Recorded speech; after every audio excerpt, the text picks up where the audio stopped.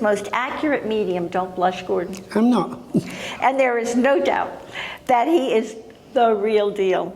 In fact, he's been the subject of 7 years of testing at Glasgow University, conducted by Emeritus Professor Archie Roy, the head of the Scottish Society of Psychical Research, whose findings have been published in only 3 scientific journals. Yeah. You're an internationally recognized as one of the world's leading psychic mediums and spiritual teachers. He's developed his outstanding natural ability under the tutelage of some of the world's most sought-after mediums, and I really want to ask him about that. And his prestigious reputation for being accurate and authentic has meant that he is constantly in demand. When do you sleep? Well, actually sleep is a different occurrence. I think we can do a lot when we know that sleep is just to put the body to one side and let the consciousness get on with doing other things. Oh, well, I'm sure. Gordon's traveled the world many times over, both demonstrating his mediumship and teaching international students. His teachings have been converted into highly successful online courses. And in fact, I believe he's developing an online course for helping parents heal, which I'm really looking forward to hearing from him about. I want to ask Gordon how he sees and hears what he transmits to so many people, how he works with spiritual guides and guardian angels, the Zoom program of classes he's putting together for helping parents heal, such a blessing. No, that's nice. And more. And this is, as you can already tell everyone, going to be just an incredible, really special, fun interview. Definitely fun. Gordon, a warm welcome to Grief and Rebirth. Thank you so much. Podcast. It's a joy. I mean, it is a joy. It is. I want to throw the notes all away and just chat with you. But let me introduce everyone to who you were as a kid. I mean, as a child, you had a certainty that there was a guardian above you and that you could consult, who you could consult with when you felt afraid or lonely. yeah. That's in everyone? Well, some people do. For me, I always had this inner knowing as a little boy. And I lived in quite a turbulent family. There was a lot of aggression. Growing up in Glasgow, it was quite a deprived place and really lots of depression there. So my family, a big family, I was the 7th son of a 7th son. Oh my gosh. I know, that's a wonderful thing to say. Your mom was kept very busy. She really was, but the kind of Celtic lore was that if you were a 7th son of a 7th son, you had the sight, they would say. So I was already born with this thing, oh, this is going to be a child who sees things, or he can lay his hand on. And they accepted that, they just knew that you would be well, like yeah, that? because we have part Irish, part Scottish in me, and the Irish and Scots quite superstitious with that stuff. So for me, that was something, I just thought everybody had this inner knowing. Having said that, I studied C.G. Jung for many, many years, and the psychoanalyst. Yes. And he always talked about personality number 1 and personality number 2. Well, to me, that was just like the adult within you. As I grew, I realised the adult within me was either my higher consciousness that was awake while I was a child. You understood this as a child? So you knew this. You knew that, well, either this is not me or it's a separate entity that knows things that I don't. Because I suppose as a little boy, having an inner world, you kind of question everything inwardly. You don't look for an answer from the outside world. So answers would come to me. And in many ways, I was teaching myself spirit communication. I was talking to another world. Not only that, your whole world around you was so busy that it was probably better for you to withdraw within and to develop this. So I suppose in lots of ways I also look at it as being able to quite easily move in and out of altered states, because a daydream is an altered state. So for me as a daydreamer, as a child, you're on, you know, your eyes are there, but that's like a screensaver. You're like, But what's going on in here is that you're sensing, feeling, hearing on a whole different level. And I suppose my whole life I was being attuned to a different frequency, because it's all about frequency. And would you say frequency is synonymous with vibration? Oh, yeah. Yeah, it's the same. Yeah, so for me as a little boy, and that's one of the things I would say to a lot of people who, even if they have kids who are psychic, or say, Mom, I saw someone in the room, don't frighten those children. Lots of children get frightened by their parents' reaction. Don't frighten them. And their parents shut them down. So well, that's what happens, because the kid thinks, oh my God, and they react at the parents' reaction. A child will drink from their parents' emotions because they don't know emotion. So they will drink from the parents' emotion and become emotionally stained by a parent who reacts or overreacts. So for me, my mum and dad didn't overreact to me. I was lucky. They just ignored what was going on. They saw it from afar. They accepted it because you were the 7 of 7. 7. So they thought there's something different about this one. But I would come in and tell them things. You know, they would be worried about my sister one time saying, God, she hasn't reported back in. And we didn't have cell phones. We only had one phone in the house, if you were lucky. And so they didn't know who to contact. And it's almost like as a child, I could feel my mum and dad's anxiety between them building. And that will affect a psychic child. A psychic child will react to atmosphere. Absolutely. So the atmosphere between my mum and dad was building, and I would react, and I would burst out and say... Well, you're a highly sensitive child. So my reaction would be, my sister's fine, she's in a police station, she's in Carlisle, she'll be home at 10 o'clock at night, and then shut down. And they would go, what? And of course that's exactly what happened. All very innocent. She'd been out with a boyfriend whose car broke down, they took her to a police station, and they drove her home, and da-da-da-da-da, and it all panned out. So they then would look at me, they didn't encourage it, they didn't discourage it, they didn't know what to do with it, but they observed it. And I think that was the right thing. Because also to make a psychic child feel special, that can really be damaging to a child. It almost makes them feel they have to perform. It's like these little showbiz children, where the parents push them on stage and things. So I don't think we should ever make our children feel different, because they have an ability, just say, wow, that's incredible, tell me more if it happens. You know, and be your open. parents were enlightened to do that. Yeah. How did your siblings react to that? I never knew, because I was just... Or were they like, oh, I'm glad he's like this? Now as I'm older, they will all tell me they thought I was a creepy child. He's a creepy little brother. He's the weird one. Yeah. He's the outlier. But then again, I come from a long line of Scottish kind of Highlanders who had the gift of healing, had the gift of sight. So it was always brought down through the family in some ways, to even just talk of it.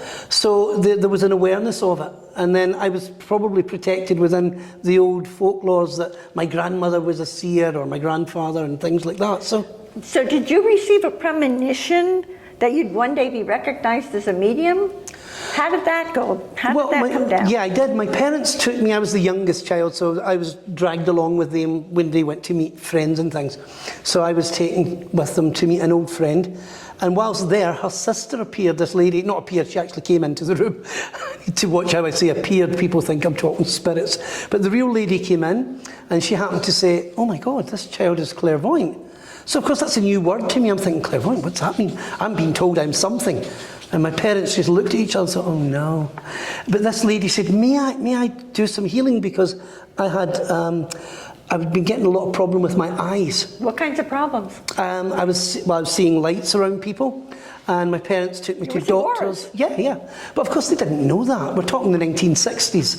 So, actually that would have been a good time to see auras psychedelically. But I was 8, or 7 or 8. So anyway, they took me there, and this lady happened to say, oh my God, this child is a medium.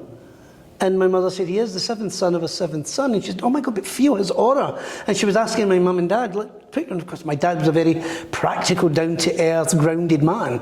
And he's like... And he gave birth to what? But they could feel it. They could actually feel the energy. They didn't know what it was. Wow. And the lady said, your boy's going to travel the world. He's going to travel the world passing messages from the other side.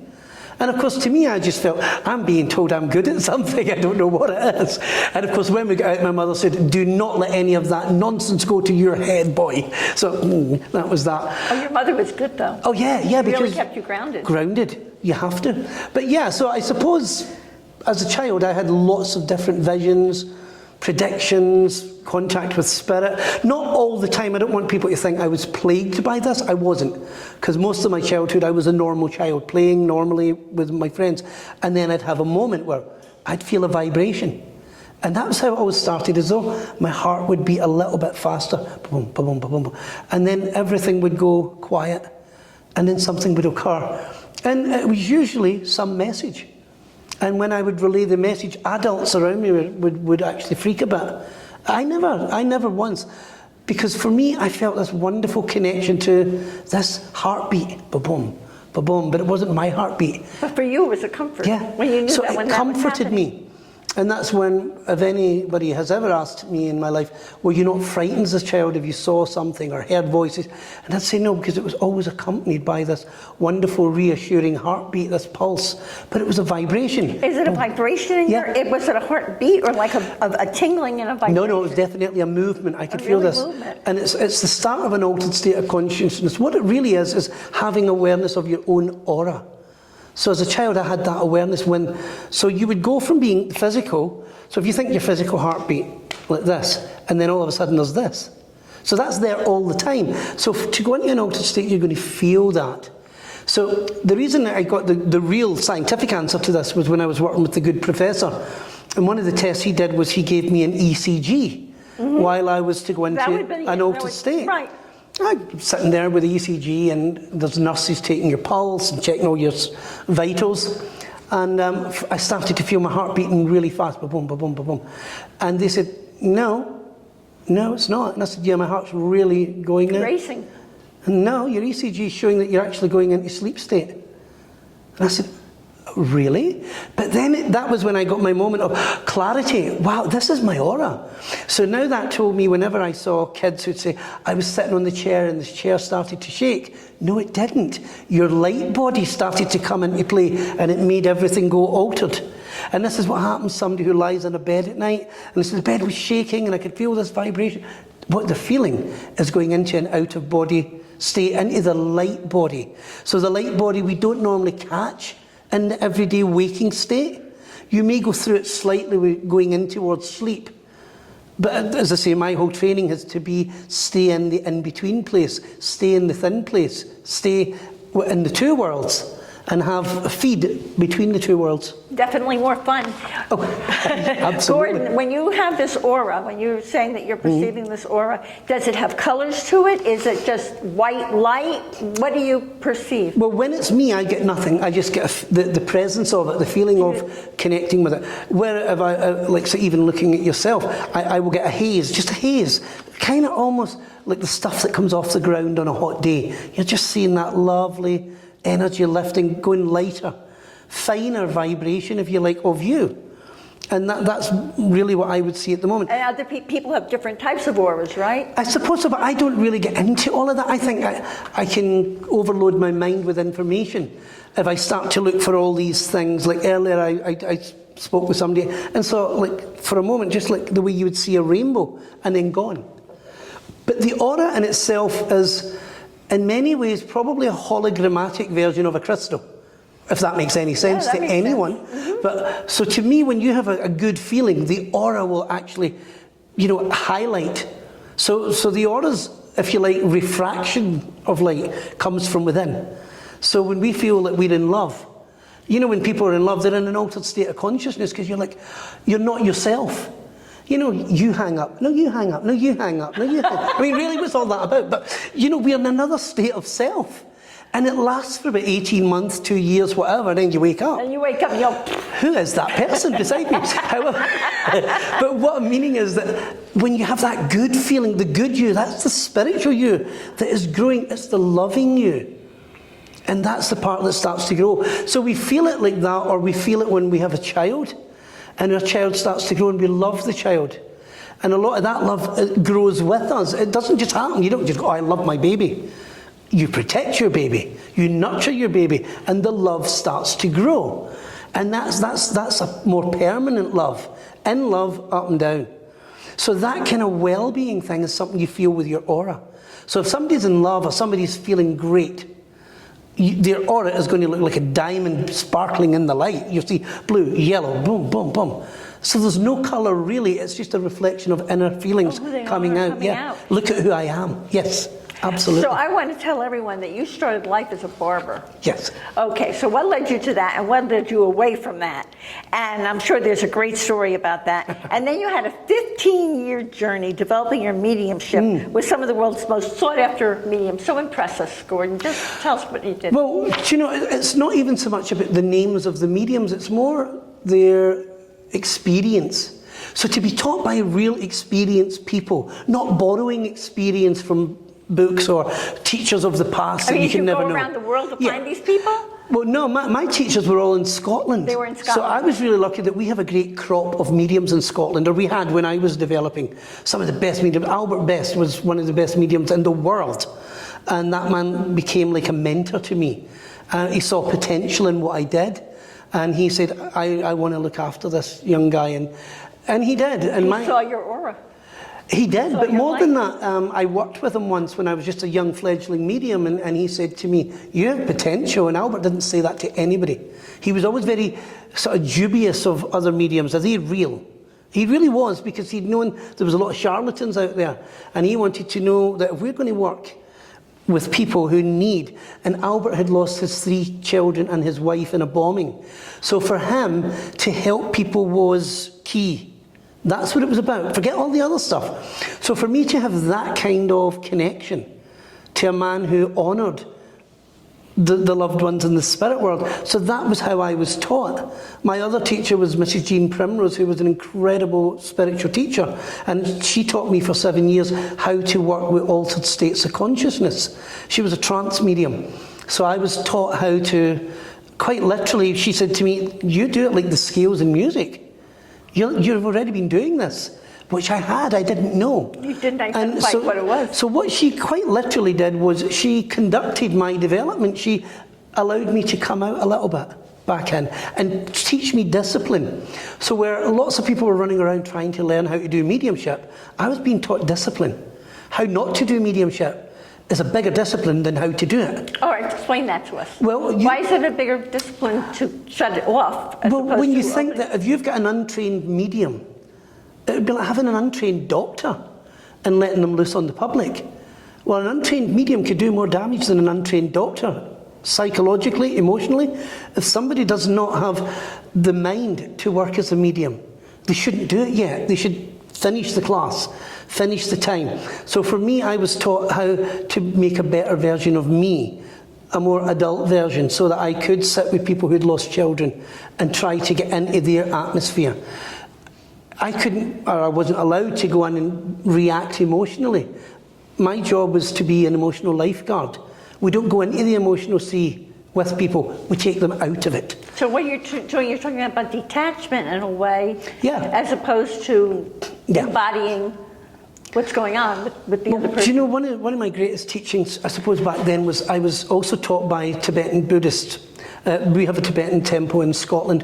So I was being taught how to be grounded in reality whilst reaching out into a spirit world. So that made me a safe place for people to come, so that I would not get lost in their emotions. And there were many times I would hear people, you know, their stories. You're seeing these emotions all the time. Oh yeah, and you would hear it. So you're naturally sympathetic because you're a sensitive. But here's the thing. Your sensitivity, you teach yourself how to reach with your sensitivity to feel what's in there in a person. So the mediumship comes to you. You don't have mediumship. You're a vessel of it. But the one thing you can improve is this. You can improve your space. So I make my space a very grounded space, but I also am very open for the spirit to pass messages through. So my sympathy can connect to somebody's pain, angst, whatever they're going through. That's where I'll connect, but I don't allow myself to become over-sympathetic. Otherwise I react, and then it's not my grief. It's not their grief, it's mine. It's You're like, no, taking it no. on, and you can't help other Yeah. people because you're the one who's now sharing the grief. And I learned you don't have to do that. Mediums actually need to learn to be psychologically robust. You've got to be really strong, and you can't be tempted to go in there and bawl and cry. You have to go, no, I'm bringing you out of that. Then you have a purpose. To go in makes no sense. It makes no, other than that, people saying, look at how sensitive I am. I'm really, well, that's not helpful. It's not helpful to people. It's not helpful to you. So yes, I could go away later and think, oh my God, that is an awful tragedy. And I'm so grateful that I don't have that. But not during the thing. No, I have to be a rock. So the training I had was really that I had mediumship, and it was how to discipline the mind of the medium. Because the mind of the medium can contaminate the mediumship. But you also had training in spiritual healing. Yes. Which enhanced your mediumship. So, and you believe that every true act of spiritual mediumship has a ray of healing light at its core. Of course Tell it does. us about that. Well, once again, my teacher, Mrs. Primrose, though she knew that I had natural mediumship within me, the one class she made me attend was healing. And I said, why? Healing, so you were training to become a healer Yes. also? And I was never trained to be a medium. I was trained to sit in altered states of consciousness. And also being developed in compassion with my Buddhist friends, the two things worked. Because from compassion comes healing. But mediumship, by its true nature, is an act of healing. Because to help somebody who's grieving, to get them to move again, out of where they're stuck in grief, is an act of healing. So when the two things combine, and so what she said to me is, if you can learn how to have compassion for other people, your mediumship will reflect that. It won't just be, your husband's here, he lives in number 15, such and such, he died on the 28th. That's robotic, evidential mediumship. Whereas what was happening with me was, use all your things. Use your sensitivity to feel the atmosphere around and in a person. Let the spirit world bring what they need and allow it to come through healing. So you're like a vessel. Yes, the whole thing So when yeah. you're reading someone, you're also a vessel Yes. to help them to heal. Absolutely. But you also must be grounded enough to give them a ground, to earth them. So when you think that somebody's on hyper energy because they're anxious, you know, the anxieties and fears, and that makes people kind of out there. So you've got to be like putting an earth wire into an electric plug. Boom. You have to let them touch the ground again. And that's what happens with a lot of people who are grieving. They've lost touch. Naturally so. Grief is a natural thing where you feel disconnection. So you need to connect them again, and to do that we earth them. Boom, the way lightning does. So what do you do? Like, all right, so you have someone who's really grieving, they're so upset, you're getting a message from their deceased loved ones, but you're also healing them at the same time. So The whole thing is healing, yeah. So is it your vibration that's reaching out to them? Yes. In a sense, it's a kind of, what would you call it? Energy balancing healing. So if I've been trained to create my aura as a space, a safe space for people, also a sacred space for spirit. So when I sit with someone, I'm extending that into their space. If there's a moment where, say, in one instance, there was a lady whose son had been killed in a car accident, and when they brought her in to me, she just looked vacant, not present in her own body, sort of like, She was in shock. completely. So that shock had thrown her, and she needed to be shocked. And I had said to her, John Peter is here. And she just looked at me and jumped. And I said, relax, he's here, he's with us. And that was a boy's name. Now, nobody told me that, but it was enough of a shock to let her ground. And then the healing can start. And I said, do you know what? He loves you. Opens. You didn't miss this, he didn't miss that, he's been with you, he's done. All the information comes then. Messages of love. Messages of reality, so that she now doesn't see that she's got a dead son who died in a car crash. Her brain was fixed on that death, feeling helpless as a mother. I let my son down, feeling guilty, feeling all the things. And in this moment now, her son's alive in another world. He hasn't died. So she's got a contact with him. So the purpose of that is to heal and take away that moment. Because in doing that, we teach people to go beyond the death. A lot of people get stuck on the death, and they need to go beyond the death. That's my next question. What happens after we die? You want to describe this I must to be us? psychic. You did. You read my mind. What happens when we die?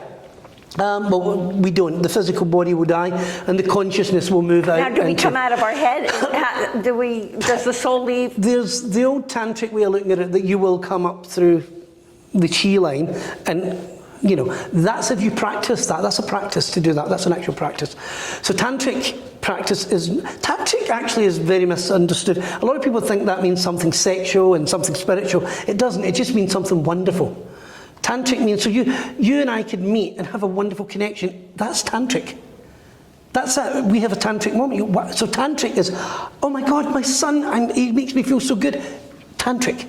So that people know what I'm talking about with that. That's in a really way, joy is tantric. Yes, joy and great experience. So great experience of accomplishment is tantric. So that's really what that means. So to die is like that. So we look at it through the wrong end of the binoculars. Right. So straighten us out, Gordon. So people are thinking, oh my God, that poor soul died. No, wonderful soul went home. That wonderful soul expanded.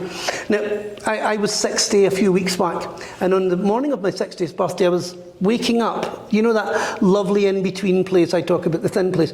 And my mind is coming back into the body, and then all of a sudden I'm held in a stasis, and I can see people somewhere, and then I get zoomed in on them, and there's a lecture going on, and there's a cadaver, a dead body on a table, an elderly woman's body, and there's a professor of something standing talking to the crowd, and I'm now with the crowd, and he says, now look at this. He said, look at this carcass. And he said, hold on, and he does this with his finger, and he touches the solar plexus, and life comes into the body of this elderly woman, and she goes, ah, and she could feel all her pain, and she could, and she's whining and moving and things, and everybody's watching, fascinated, myself included. Wow. And then he says, now watch, and he does this, and he throws it onto the screen, and it just expands, and an explosion of life. He said, now that is living. He says, that has carried this body for 80 years. It deserves that now, doesn't it? She's free. What a beautiful way of looking at it.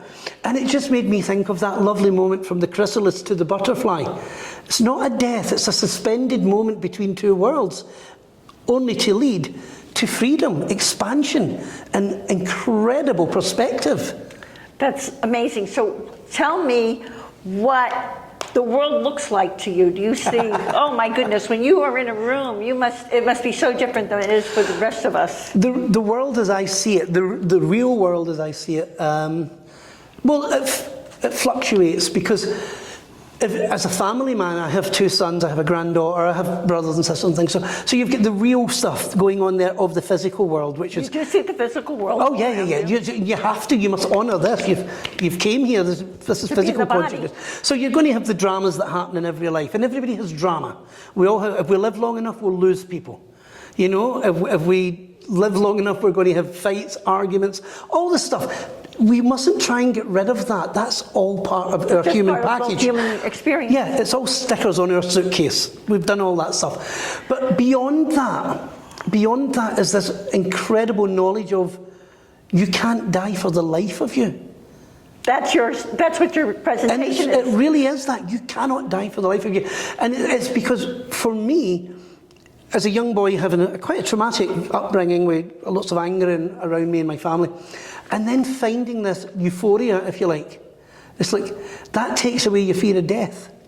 So when you lose your fear of dying, you lose your fear of living. And so therefore the world looks to me like, wow. And I know the world is, at the moment, people are afraid of it because of all the information they get, and quite rightly so for some people. But in actual fact, when you sit above it and see it from that perspective, the higher perspective, it's still a beautiful world, incredible world with wonderful people and great happenings every day. It's sad that some sad piece of news can hold the world's attention when happiness is going on. Yeah. But because it's easier to contain a negative in your brain than a positive. A positive expands us, and people don't know what to do with that unless they're in love. And even when they're in love, they don't know what to do with that. So they marry someone and then go, did I do the right thing? Do I really? I can remember, I've been married twice, and for my first, I used to say, I hope I like him tomorrow. I can remember that very well. I hope I like him. It's like that because when you don't know yourself, you are fickle. We're all fickle things when we don't know ourselves. So to invest some time on knowing you. So developing mediumship wasn't about developing a gift or a skill. It was about developing the better version of me. So it was that about more of you things. knowing yourself. Yeah.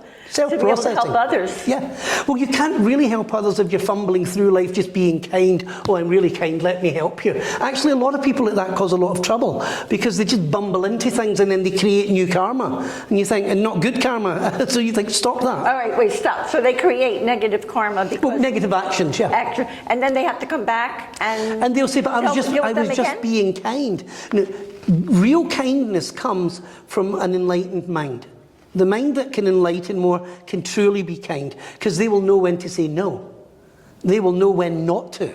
So giving is what happens when somebody's newly born spiritually. You know, and they want to hug everybody and they want to love everybody and share their love. somebody finds God for the first time or a religion, they want to share it with the world. So that's like a baby spirit in a sense. And they just want to keep giving it out. And then many times they're like a bright light, but a bright light can scorch. So they need to be tempered.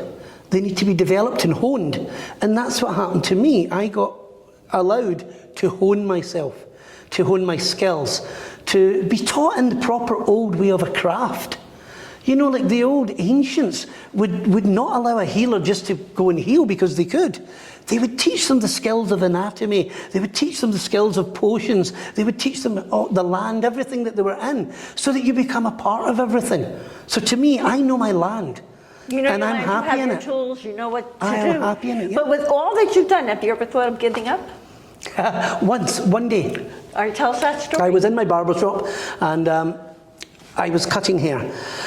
And with a great buzz in the salon, hairdressers, anybody who works in there, or even you go there, hairdressers can be a really wonderful healing place. Real buzz happening, vibrations great. We're all going to see Tina Turner. She was live in Glasgow. Yes, Tina's come, we've all got tickets. And halfway through the day, I get a phone call from the spiritual church in Edinburgh. Hi, are you coming through tonight? We've sold all the tickets. I said, me? No, I'm going to see Tina Turner. Oh no, we have a booking here. Oh no, people have bought tickets for it and it's a fundraiser. And I thought, oh, you're joking me. So I had to give up my ticket for Tina. And in myself, I was thinking, why me? Why do I do this? And I questioned it the whole day. At the end of the day, all my friends left the salon. I was left on my own and just thinking, why me? Do you know, God, I try and help people. And I was really giving myself, give me the reward the hard time. I only want to go and see Tina Turner singing River Deep, Mountain High. Anyway, this is going on and a man walks in and I was not in a good place. I really think, I think I should give this up. Why do I do it? That was the thing I kept saying, why? This man came in at the end, can you please help me? I said, I'll try, sure. I thought, oh. He sat down and I wasn't in a good place, yeah, and he wanted of all things a hot towel shave. And I thought, with a cutthroat razor, the mood I'm in. You might be my next message, my next contact on the platform. I'm preparing my own ones now. But anyway, I started to shave the man and there it happened, boom, boom. And I thought, what? And I looked in the mirror and there's a woman looking at me. And so really an actual vision that I looked over my shoulder because I thought, she must be behind me. And there's no one there. And this man's lying with his head back like this with soap. And I look and I could feel it. And that's how I knew it was real. Boom, boom. Everything, even from childhood, still follows me. I think, who are you? And she thinks back, no movement of her lips. Judy, tell him. Oh, now my physical heart starts to go. And I can feel this, boom, boom, boom. And I looked down and I said, excuse me, sir, can I say something to you? And he kind of opened his eyes. Was your razor ready? Yeah, I know, because I think he thought I had. I said, I need to tell you something. I said, do you know what a medium is? And this big guy, he's looking up at me. What? I said, I'm a medium. I said, and Judy's here. And his eyes just opened. And I instinctively went into medium mode. She's a short lady, blonde hair, she pushed it behind her head. She's wearing a black frock, she here, da da da da da da da da. And he starts to cry. And I can see the lady smiling at me now. And I said, why are you here? And she opens her hands. And there's just 3 lollipops. And she said, tell him thanks. And she disappears. And I thought, seriously? You're coming in here, you're doing all this? You made me give up Tina for 3 lollipops? For 3 lollipops. And I said to him, she just said thanks for the lollipops. Well, he dissolved into a sea of emotion. And it took me about 20 minutes to gather the guy. And end up, it's strange or something. Do I hug the man? I don't know what I do. Do I at least take the razor from his neck? The razor was removed. I get the man with some semblance of normality, and he said to me, I can't believe this. He said, Judy's my wife. He said, she died 6 months ago, he said, of like an adult cot death. She went to bed and didn't wake up. And I said, the lollipops, and he started crying. I said, oh, I'm sorry. No, he says, our boy, yesterday I went to her grave. He said, and I thought, my wife's never going to see her son grow up. And the little boy said, Daddy, can I give my mum lollipops instead of flowers? And he said, oh, you can feel it. Even now I can still feel it. That moment, you're like, and he said, my wife can see my son. That realization. You changed his whole life. So then I heard a voice in my head saying, that's why you do it. There is a footnote to this story. What's the footnote? Many years later, I happened to be in a special place, and I happened to meet the said Tina Turner, and I told her the story. And she said, which song would you like me to sing for you? So I got my own private concert. So the spirit world never let you down. I Wonderful. thought, yes. Oh, yes. wow. You see, that's worth more than any money or recompense. To know that the spirit world orchestrate this, and the answers can take years to unfold or open. Once again, we go back to that lovely slow opening. Don't be in a rush. You'll spoil the goodness of the truth that is your potential future. That rings so true, Gordon. Thank you. And how can people discern charlatans and frauds in this world? There's so many mediums here. How do we discern the real deal? Well, I think the proof of the pudding is in the eating. I think if you feel better. A good medium should set their mind to a good intention. And I don't think you'll hurt or harm people if you go in genuinely with a good intention of, I want to heal this person. And for me, the word healing is always in my mediumship. Please, Spirit, let us heal these people, or let me heal this person. So they're starting like that. A charlatan will fluff around with just nonsense. It's all very generic. There's a lovely woman here, she loves you. Well, somebody you love, let them prove it to you. That your loved ones are not in some over-skeptical, analytical way. Don't sit like that and go, no. But does that block the energy if someone's coming through? I don't think it does. Does it stop? I think that's psychological. I think the medium gets put off if somebody's doing it. Because you're watching a person, so you see their body language saying no. They're saying, I'm Prove shut. it to me, and I don't believe it. So a real medium doesn't need to prove anything. It will come. And the real medium, it should be easy for them. I mean, and I've been doing this now for 36 years. I've been working as a medium. And in that 36 years, I've only had twice, I think, where when it's not working, I've said, I'm so afraid to tell you this, but I'm getting nothing. And actually, do you know what? I'm happy now to tell you that. So you've done that. Yeah. You said to people, I'm getting nothing about you. Yeah. I mean, for me, anyway, it was a very different thing, Irene, because when I started out as a medium, I was a hairdresser.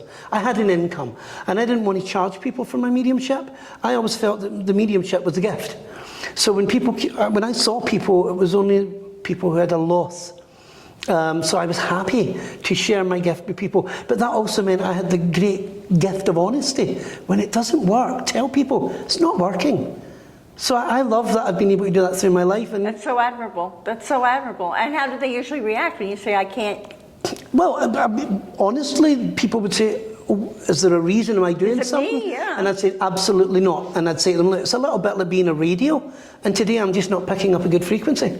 It's nothing to do with you at all. And it's definitely nothing to do with your loved ones. It's me. The medium is just not attuned to the right vibration today. It might work another day. We'll try another day. I never let people go away feeling they've done something. Does it really happen if they come back? Oh yeah. Comes through. And sometimes what we find is that the spirit world already know this is not the moment for their healing. So they're not ready. Yeah, they're not ready. Or maybe there's not the message that would cause the better effect. You know, somebody can say to me a week after somebody dies, I would love a message, but my son obviously isn't ready. And you say, no, you're not ready. Your son's absolutely fine in the spirit world. It's you who needs to emotionally adjust enough, go through the first stage of grieving and things. Because the potential of a healing and a spiritual message, if it's right, it only needs to be done once. And then the person has to start their own spiritual recovery. Your own journey. They've got, and you've been down that road, so you know what that feels like. Yeah. It's so. A medium can help so much, but you still need to then kick in and your own work. Yeah, absolutely. And what are these Zoom classes you're creating for helping parents heal? You're in England and you're creating these classes. Yeah. What are you teaching them? What are you going to help people? Well, Zoom, is it for the grievers? We do a bit of both. I do classes where I try and help some of the parents to connect with their loved ones. So there's no point in me teaching them to be mediums per se, to run around giving readings to people. I want them to first of all try and connect with their loved ones. A lot of people don't know how to do that. You're not kidding. And a lot of people don't feel they have the right to do it, or they feel guilty, or they feel we're dishonouring, we're disturbing them. So to give a little education on that, you're not disturbing anybody. You might disturb yourself if you don't get the answer that you want. And I'm here to look after you. So I will give instruction on things like that, because even as a medium, I can't make spirits do a thing, but I can be open. So I try and teach them how to be open and how to do it without hurting themselves. Because a lot of people harm themselves unwittingly. In what way? Well, because they kind of wait for the flicker of a lamp. If that's you, do it again. And if it doesn't happen, why are they letting me down? They personalise it, and then they self-deprecate. So that, to me, is not a good positive outcome of that. So I would rather teach people how to sit still in their own mind. Create a space where they feel good. And in that space, ask the loved one just to be there. Don't give a message. Come in with me. So when we do that, the wonderful reaction that people get just by being given the permission. That will perhaps come into their head, or a sensation, or a memory that they had forgotten because the grief has held their memories in some dark department of their mind that they have no access to anymore. And that's what grief does. People think, I can't remember what they look like. I can't see their face. Well, that's because you have gone into another one of these stasis where we need to get you back flowing again. So to take people, especially with Helping Parents Heal, for me it's one of the biggest things to help people who have lost close relatives of any kind, but especially children. That, I think, is the greatest work that I can ever do. So I'm happy to help anybody in Helping Parents Heal, whether they want to develop their own abilities and go further. My teachings are always about trying to keep people in the best condition, because even if somebody's got a talent as a medium, if it's unrefined, it's unruly. So for me, I like to try and nurture people enough to say, look, you have a beautiful gift, but let's develop you. And I love the fact that you encourage them to do their own healing. Oh yeah. So that they're self-healing. healed, the vessel, and not, because they probably, if they're not healed like that, they can transmit some of their own wounds onto well, this is the other thing, and not just that, like, projecting your own conditions onto other people. There's only so much of that can be done, but the very fact that they're taking a negative into a healing space, well, you want a really good healer there that can actually take that and work with it, and that's something again that I'm trained to do is to sit with people's negativity and use it as an energy and turn it into something beautiful. We don't say that something's negative, that's just an energy. So somebody can refine that energy and make it better, That's fabulous. Gordon, the whole world wants to get in touch with you, so how do they do that? I have no idea. I will like Harry Potter. Is there a special website or? Yes, gordonsmithmedium.com is my website. That's easy enough to spell, Gordon SMITH. Medium, medium.com. I'm everywhere. And you're everywhere. I'm viral. And I usually ask people at the end of the interview what their tip is for finding joy, but I must say, in this situation, be yourself. Finding joy. Be yourself. You are joy. Just find it and then let it go. Let it open. Oh, that's beautiful. Be Gordon. happy. Gordon, thank you so much. Thank you from my heart for all of your healing gifts, for all the ways you so generously share yourself with the world, for everything you're doing with Helping Parents Heal, and for this special, memorable, amazing interview today. From my heart, sir. I share that with you, wonderful lady. Thank you. Thank you. Bless you. Thank you. Bless you. And bye for now.